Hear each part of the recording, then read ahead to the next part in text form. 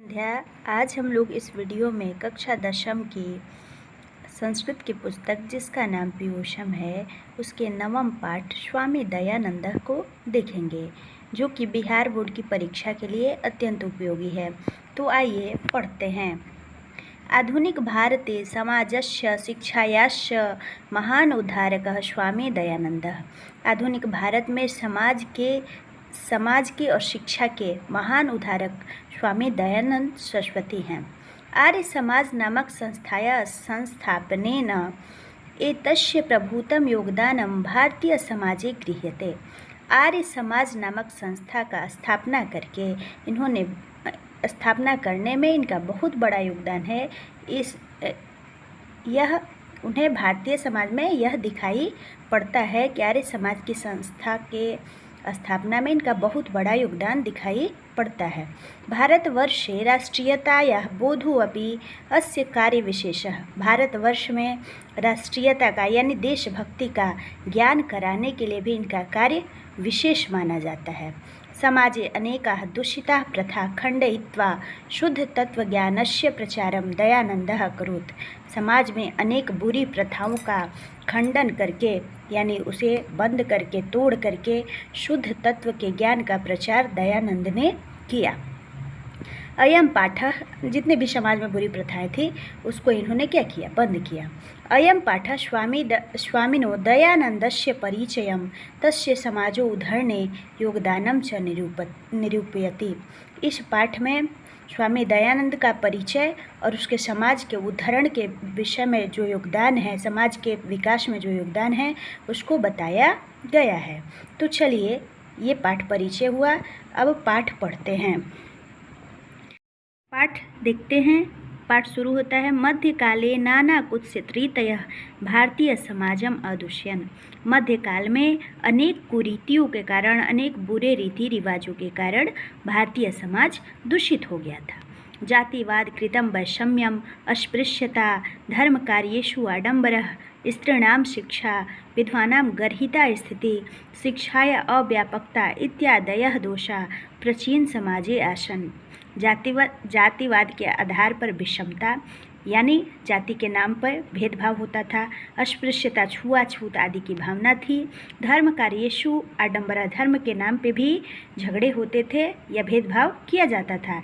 स्त्रियों को शिक्षा के लिए स्थान नहीं दिया जाता था। स्त्रियों की शिक्षा की स्थिति बहुत बुरी थी। विद्वानां गर्हिता स्थिति, और विधवाओं की भी बहुत बुरी स्थिति थी।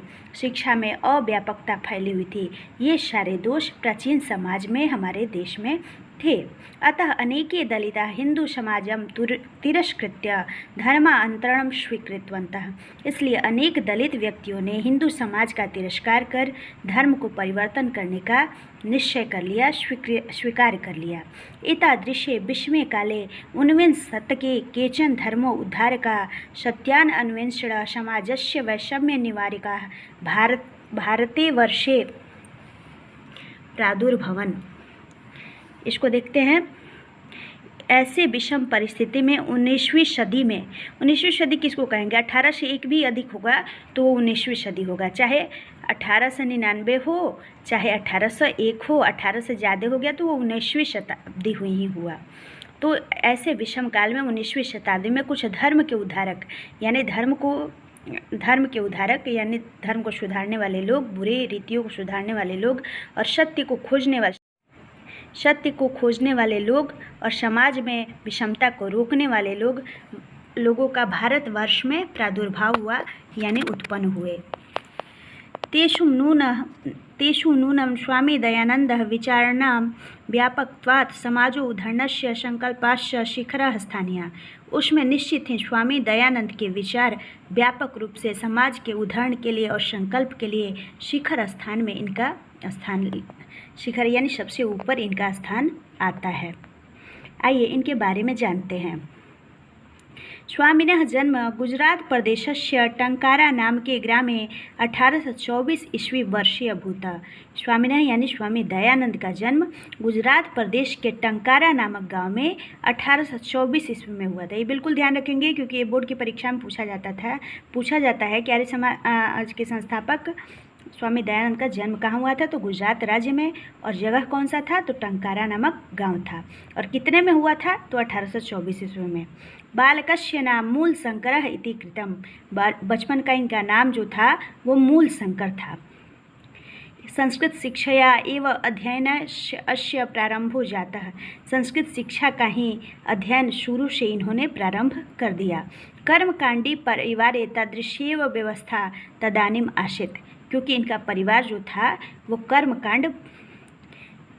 कर्मकांड परिवार में ही इनका जन्म हुआ था। वैसी ही इसकी व्यवस्था थी कि यहाँ के जो लोग उत्पन्न होते थे वो संस्कृत की शिक्षा ही पहले ग्रहण करते थे। उसी परिवार में इनका जन्म हुआ था। शिवो उपासके परिवारे मूल शंकरस्य कृते शिवरात्रि महापर्वम उद्बोधकम जातम। शिव के उपासक परिवार में इनका जो परिवार था वो शिव का उपासक था, यानी भगवान शंकर का उपासक था। उनके परिवार में मूल शंकर के लिए शिवरात्रि का शिव के उपासक परिवार में इनका जन्म हुआ था, तो वहाँ पे शिवरात्रि तो अच्छे से मनाई ही जाती थी। तो शिवरात्रि का महापर्व जो था इनके लिए उद्बोधक ज्ञात हुआ, यानी उसी दिन इनको शिक्षा प्राप्त हुई।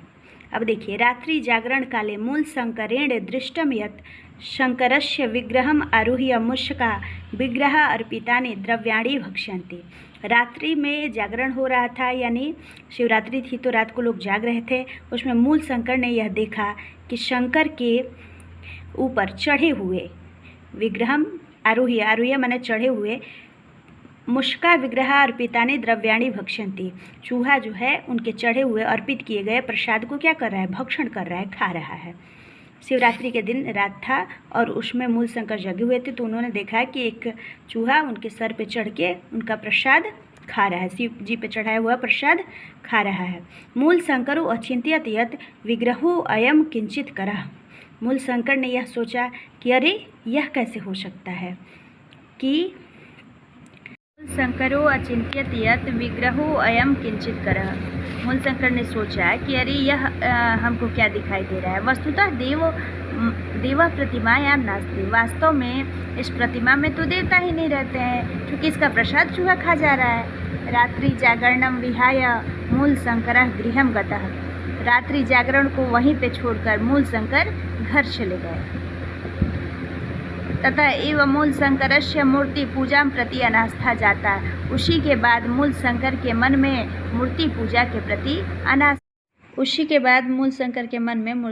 प्रति अनास्था उत्पन्न हो गई, यानी आस्था नहीं रही। पूजा पाठ ये करना बंद कर दिए, या मूर्ति पे विश्वास करना बंद कर दिए। वर्ष द्वया अभ्यंतरे एव तस्य प्रियाया स्वसु निधनम जातम। 2 वर्ष के अंदर ही उनकी प्रिय जो बहन थी उसका निधन हो गया, यानी वो मर गई। ततः मूल शंकरे वैराग्य भाव समागतः। उसी समय मूल शंकर के मन में वैराग्य भाव आ गया। गृहं परित्यज्य विभिन्नानां विदुषां शतां साधूनां संगतौ रममाणौ असौ मथुरायां विरजानन्दस्य प्रज्ञाचक्षुषः विदुषः समीपम् अगमत्। गृहं परित्यज्य यानी घर को छोड़कर विभिन्नां विदुषां शतां साधुनाश्च विभिन्न विद्वानों, साधुओं, संतों की संगति में रह करके वह मथुरा में विरजानंद के पास एक विद्वान थे जिनका नाम विरजानंद था, उनके समीप वो आ गए, जो कि जिनके पास दिव्य दृष्टि थी, उनके पास ये आ गए। तस्मात् आर्ष ग्रंथानाम अध्ययनम प्रारभत। और वहाँ पे उन्होंने आर्ष ग्रंथों का, वेद आदि का अध्ययन करना प्रारंभ किया। विरजानंदस्य उपदेशात् वैदिक धर्मस्य प्रचारे सत्यस्य प्रचारे च स्वजीवनम अवसान अर्पितवान। विरजानंद के उपदेश से वैदिक धर्म के प्रचार में और सत्य के प्रचार में इन्होंने अपना पूरा जीवन अर्पित कर दिया। यत्र तत्र धर्म आडम्बराम खंडनम अपि च सचकार। यहाँ वहाँ जहाँ कहीं भी धर्म के नाम पे झगड़ा होता था या कुरीतियाँ फैली हुई थी, उसको इन्होंने तोड़ दिया, यानी उसको ख़त्म कर दिया। अनेके पंडिता तेन पराजिता तस्य मते च दीक्षिता। बहुत सारे विद्वानों को अनेके पंडिता तेन पराजिता तस्य मते च दीक्षिता। और बहुत सारे विद्वानों को, पंडितों को इन्होंने पराजित कर दिया और बहुत सारे विद्वानों ने इनसे क्या लिया? दीक्षा भी लिया। दीक्षा यानी शिक्षा ग्रहण किया। तो आज के लिए बस इतना ही। अब पाठ का जो अगला भाग है वो हम लोग अगले वीडियो में देखेंगे। अब और 2 पैराग्राफ बचे हुए हैं, वो अगले वीडियो में देख लेंगे। निश्चय ही यह वीडियो आपको पसंद आया होगा। अगर पसंद आए तो इसे लाइक ज़रूर करें और यह भी बताएं कि यह वीडियो कैसा लगा। धन्यवाद।